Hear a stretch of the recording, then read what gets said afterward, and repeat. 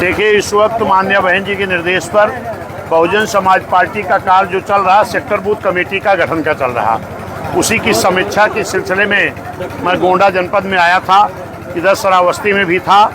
उसी बीच में भाई दद्दन खां जो हमारे प्रत्याशी लोकसभा के रहे हैं, इन्होंने कहा कि आज हमारे इधर भगवानपुर गांव में, उधर अगल बगल के सिरसिया ब्लॉक के तमाम मौजूद लोग समाजवादी और भारतीय जनता पार्टी छोड़कर बहुजन समाज पार्टी की सदस्यता करना चाहते हैं। तो हमने कहा हमारे दिन भर के तो कार्यक्रम लगे हैं, कि शाम को मैं समय निकाल कर आ सकता हूँ। इसीलिए आपके बीच में मैं शाम को करीब 6 बजे पहुँचा हूँ, क्योंकि हमें दिन भर बूथ और सेक्टर कमेटियाँ जो बन रही हैं उसकी समीक्षा करने में मैं कई जगह हमने अपनी मीटिंगें की थी।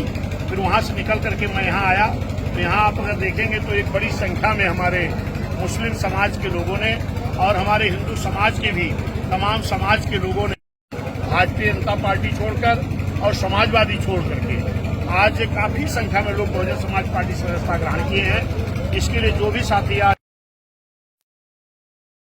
मैं उनका बहुत बहुत शुक्रिया अदा करता हूँ, बधाई देता हूँ, धन्यवाद देता हूँ। कितनी की संख्या में लगभग यहाँ हमें लगता है कि 200, 250, 300 की संख्या है।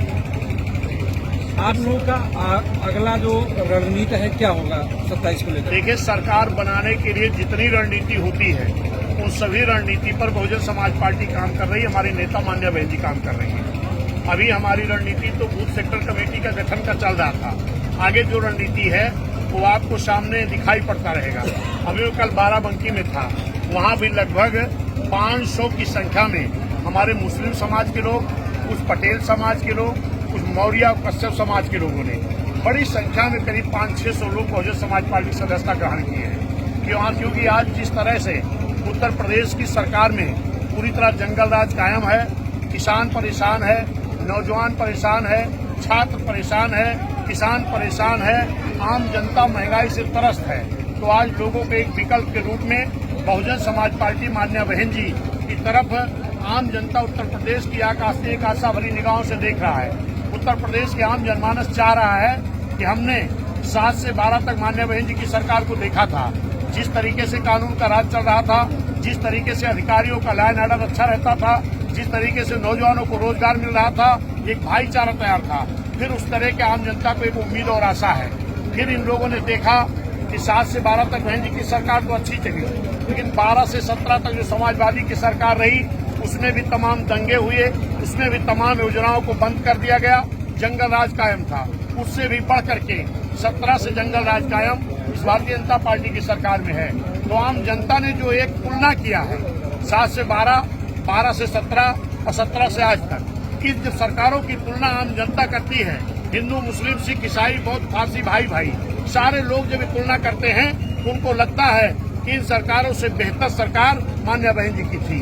तो आज सारे समाज के लोग एक मन बना चुके हैं, एक संकल्प ले रहे हैं। आज भी यहाँ जो हमारे 250-300 लोग हिंदू मुस्लिम समाज के लोगों ने ज्वाइनिंग की है, आज इन लोगों ने संकल्प के साथ ज्वाइन किए हैं कि आने वाली 27 में मान्य बहन जी को मुख्यमंत्री बनाएंगे और उत्तर प्रदेश में कानून का राज कायम करेंगे। खोले गए थे 500 से ज्यादा इंटर कॉलेज खोले गए थे, ITI कॉलेज बहन जी की सरकार में खोले गए थे, पॉलिटेक्निक कॉलेज बहन जी की सरकार में खोले गए थे, होम्योपैथिक कॉलेज खोले गए थे, तमाम मदरसों को मान्यता दी गई थी, पैरा मेडिकल कॉलेज खोले गए थे, इंजीनियरिंग कॉलेज खोले गए थे, क्योंकि शिक्षा को बड़ा महत्व मान्य बहन जी दे रही थी।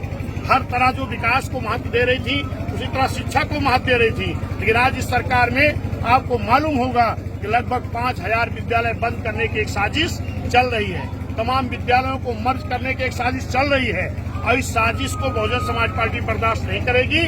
और निश्चित है कि इस चीज को आम जनता समझ रही है कि हमें मदिरा की दुकान बढ़ाने की जरूरत नहीं है, हमें शिक्षा के विद्यालय बढ़ाने की जरूरत है, ताकि आम जनता शिक्षा ग्रहण कर सके, आम गरीबों के बच्चे शिक्षा ग्रहण कर सके। हर समाज में गरीब हैं, चाहे वो